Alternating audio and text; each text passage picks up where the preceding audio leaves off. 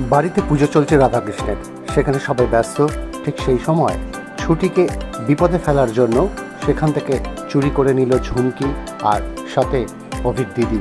সেখানে ব্যাগে রাখতে গিয়ে লোভ সামলাতে না পেরে সে গয়নাটা বার করে নিয়ে শুধু ব্যাগটা তার ব্যাগের মধ্যে রেখে দিল। এদিকে ছুটির কথা মতন সুন্দর সেজে গুজে পাঞ্জাবি পরে হাজির অভি। ঠাকুরমশাই বলে এবার পুজো শুরু হোক।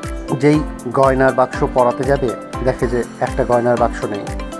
যখনই ছুটি বলে একটা গয়নার বাক্স নেই, সবাই মিলে ঠাম্মি, বাবা এবং দিদি সকলে মিলে গিয়ে আঙুল তোলে যে সে গেল কোথায়, সে তো এখানেই রাখা ছিল। তারপর ছুটিও হঠাৎ কি মনে হয় যে সেই সময় একজনই এখানে ছিল না।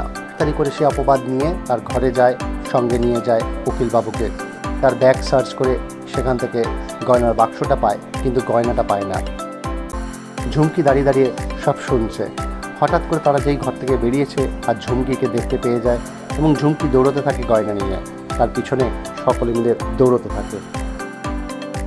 ঝুমকি কুল না পেয়ে সেই গয়না নিয়ে গিয়ে পুকুরের মধ্যে ছুঁড়ে ফেলে দেয়। তখন ছুটি তার আবভাব দেখে এবং পায়ে কাদা দেখে ধরে ফেলে যে সে স্বামী পুকুরেই গিয়েছিল। বাড়ির সম্মানের জন্য ছুটি সেই পুকুরের মধ্যে ঝাঁপ মারে গয়না তুলে আনার জন্য। এবার কি তাহলে ঝুমকি ধরা পড়ে যাবে? সমস্ত খবরের আপডেট পেতে দেখতে থাকুন এক ক্লিকে বিনোদন।